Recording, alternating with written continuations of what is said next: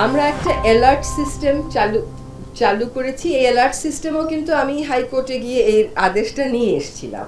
আপনি ব্যাংককে দেখবেন, দিল্লিতে দেখবেন, জনগণকে জানিয়ে দেওয়া হয় যে এরকম খারাপ অবস্থা, প্রয়োজনে স্কুলও বন্ধ করে দেওয়া হয়। এই অ্যালার্ট সিস্টেমটাকে আমাদের বিবেচনায় নিতে হবে, মাস্ক পরতে হবে। আরেকটা কথা একটু বলি, সকলের হয়তো সামর্থ্য হবে না, কিন্তু যাদের পক্ষে সম্ভব একটু এয়ার পিউরিফায়ারটা বাসায় রাখার চেষ্টা করবে।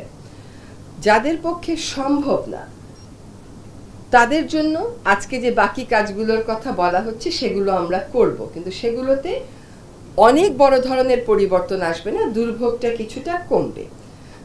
যাদের শারীরিক কিছু অসুস্থতা আছে যেটা ধুলার কারণে অনেক বেশি অ্যাগ্রাভেট করে যায়, ওই অ্যালার্ট সিস্টেমটা ডিপার্টমেন্ট অফ এনভায়রনমেন্টের ওয়েবসাইটে দেওয়া হয়। আমরা এখন কথা বলে নিয়েছি যে আমরা টিভি স্ক্রলেও দেওয়ার ব্যবস্থা করব।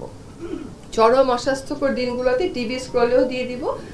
একটু বের না হওয়ার চেষ্টা করতে হবে, আউটডোর অ্যাক্টিভিটিস একটু কমাতে হবে। এটা কেবল বাংলাদেশে আমি বলছি তা না, এটা তো গ্লোবাল প্র্যাকটিস, সব জায়গাতে এটা করা হয়, আমাদের করা হচ্ছিল না।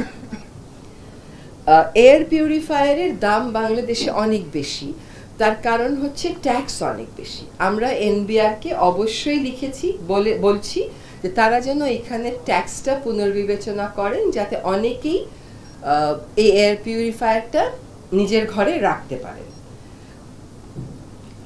আপনারা শুনেছেন যে পুরনো গাড়ি অক্টোবরেই আমরা বলে দিয়েছি যে 6 মাস পরে আর এগুলো রাস্তায় থাকবে না।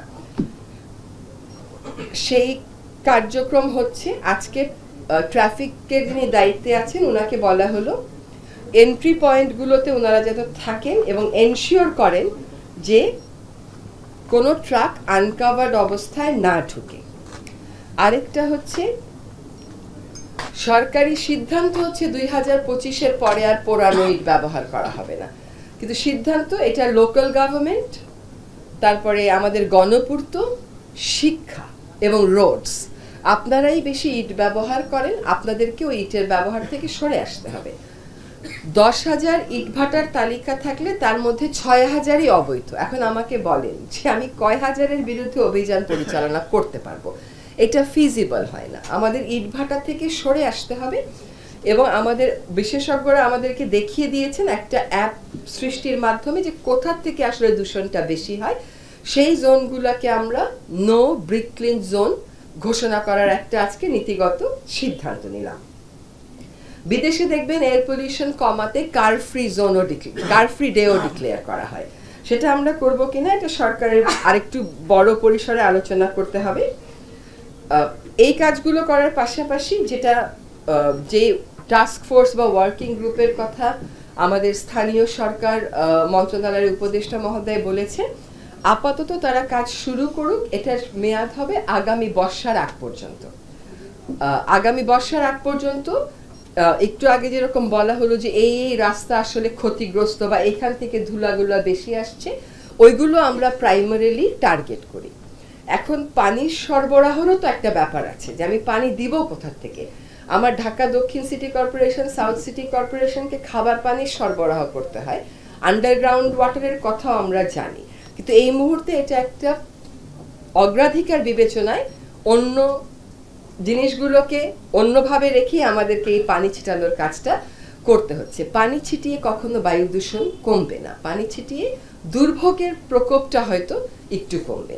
তো আপনাদের গণমাধ্যম কর্মীদের কাছ থেকে একটু মাধ্যমে সকলকে একটু মাস্ক পরার জন্য আবারও অনুরোধ করছি। আর যাদের পক্ষে সম্ভব হয় একটু এয়ার পিউরিফায়ারটা বাসায় রাখার চেষ্টা করবেন। আমরাও এটা সামর্থ্যের মধ্যে আনার চেষ্টা করব যত দ্রুত সম্ভব। আর রাস্তাঘাটে আমার মনে হয় সরকারি উদ্যোগগুলো আজকে যে সিদ্ধান্ত গ্রহণ করা হলো, যখন এই টাস্ক ফোর্সের কর্মপরিধিটা 2 দিনের মধ্যে আমরা ফাইনাল করে এটাকে গেজেট করে ফেলবো, তারপরে আশা করি যে সকল সংস্থার সম্মিলিত উপস্থিতি আপনারা সড়কে দেখতে পাবেন। আমার বিআরটি এর কাছে অনুরোধ যে পুরনো বাসগুলো থেকে যে দূষণটা হচ্ছে এটা নিয়ন্ত্রণে আপনাদের ম্যাজিস্ট্রেসি পাওয়ার আছে, কাইন্ডলি একটু রাস্তায় নামবেন এবং এই কাজগুলো নিশ্চিত করার চেষ্টা করবেন।